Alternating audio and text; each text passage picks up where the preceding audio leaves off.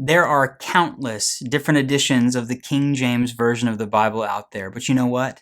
I have never seen one quite like this. This is the all-new 1611 KJV with Apocrypha from Thomas Nelson. And I say all new because it is a brand new Bible, but it takes us all the way back to the original first edition of the King James Bible that was first released in 1611. As many of you know, the KJV has been tweaked and updated over the years, so the wording is not always identical. Most of the most common KJV Bibles we read today are not the exact same wording as the original 1611. And then obviously they've been updated and retypeset, and countless different companies make King James Bibles. But what Thomas Nelson did with this one is they went back to the original 1611 and they did a reproduction, but they didn't just scan it and put it inside a new Bible. They slightly updated the typeface so that it's more readable. So when you open this Bible up, it looks like the historic King James Bible. The layout, the lines on the page, the drop caps,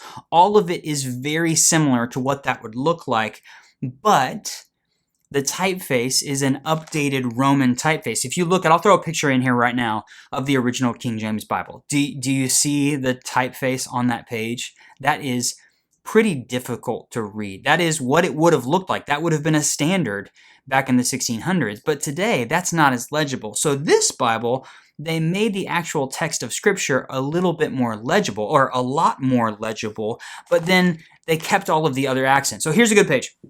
I'm going to go, this does have the Apocrypha in it. A lot of people also don't know that. Originally, the King James Bible had the Apocrypha in it. So I'll go to a page from the original 1611 Apocrypha side by side with what it looks like in this Bible. So there you can see on the screen on the left, that is the KJV 1611. On the right is this new reproduction by Thomas Nelson. You can see that the drop cap there, the A, is slightly updated, slightly different. You can obviously see that the typeface of the text of Scripture is updated. But at the top, the words Apocrypha, or the title First Esdras, and that paragraph marker, which is called a pilcrow, or the heading at the top of the page, it looks very, very similar. So it's really taking the legacy of the KJV from 1611 and the layout and everything and just updating it so that it's a little bit more legible. I think this is a really cool concept. I think it's a cool way to read the Bible and connect to the KJV, right?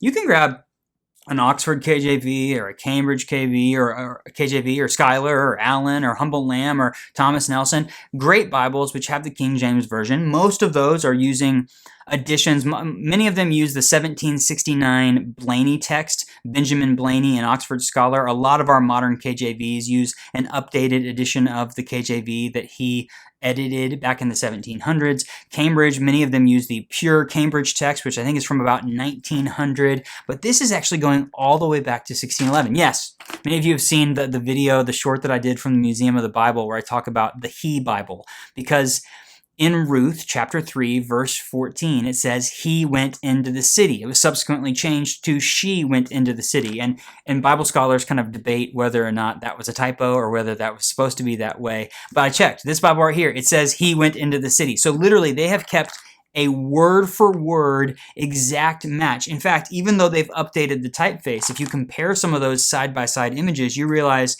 the words actually, the first word on a page in this Bible starts with the same word that it did back in 1611. It ends with the same word. So it's a really good, faithful reproduction. Again, they've just updated that typeface. It's really, really cool. Now, I will say this. It's a small Bible. It's got, that, by the way, that is the black leather soft with this beautiful red cover. So black on the spine with the gold stamping. Black on the back. They made two leather soft synthetic leather versions. So this is the black one. There's also a brown one. I saw the photos of that online and it looks really nice. It's a little bit more subtle than this with the pop of red. And then they also have a hardcover version. So this has a slipcase on the outside of it, but then you take that off and it's just a black, kind of glossy black hardcover edition. So you have hardcover, you have synthetic leather, and by the way, you get the 1611 without having to pay full price for it. I literally found an auction online. I'm going to put a screenshot in here. Do you see the price on that? You can buy an original 1611 edition of the KJV. It's only $140,000. Maybe we can all pitch in and we can buy one. You guys can let me review it on my channel. Maybe not. This is going to be $25, $35 for you to get your hands on this. So a little bit more affordable to get something that's not quite the same, but is very, very similar. Now, what I was going to say was the typeface on the inside, when you really look at this, they don't actually list the typeface on Amazon or on Thomas Nelson's website. And I think that's because it's really, really tiny.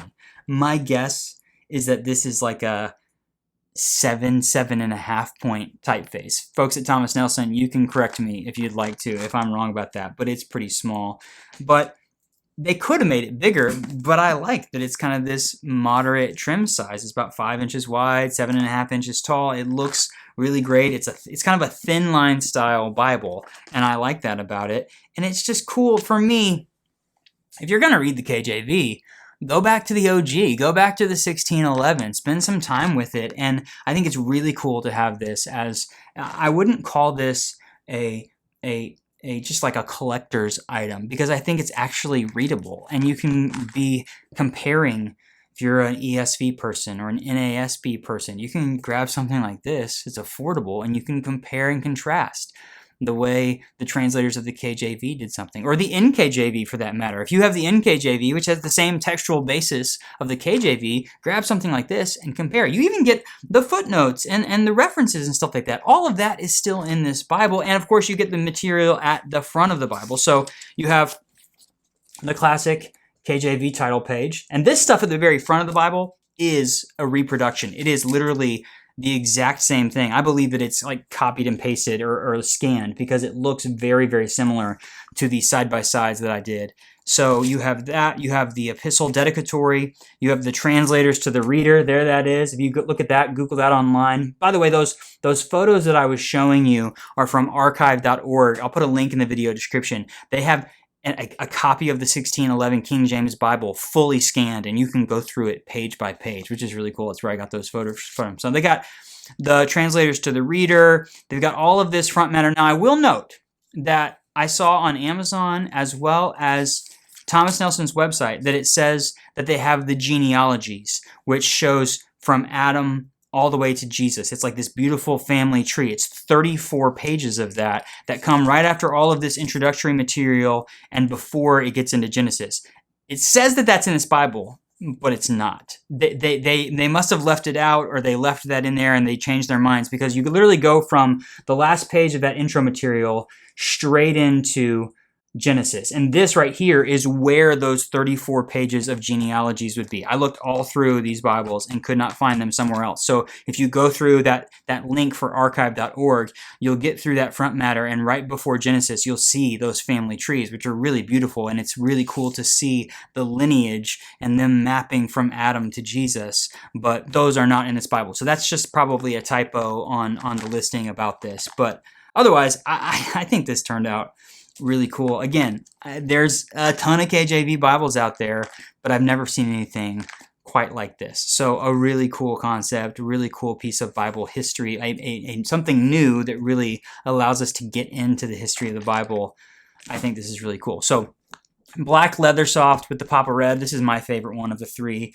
Hardcover, and then a brown leather soft edition as well. 3 different options of these. Very, very affordable. I'm going to put links in the video description to where you can find all of them online. Amazon, ChristianBook.com, that sort of thing. Those are affiliate links, so it would really help me if you click that link if you decide to order a copy of this. They give me a little small sliver, and that helps me keep the channel going. So if you have any thoughts or questions, please drop those in the comments. If you already have a copy of this, I would love to hear from you. Let me know what you think about it. And if you haven't already, click that like button for me. Subscribe to my channel. And definitely surf around my channel and check out some other videos. I've got a bunch of different playlists for different translations of the Bible or publishers of the Bible. My goal here is to help you find a Bible that's right for you and apply it to your life. And so I review Bibles and unbox them and talk about fun Bible-related content to put some good stuff out here in the world of YouTube. So if you enjoy it, subscribe. Have some fun on my channel. Thank you so much for watching, everybody. I'll see you next time.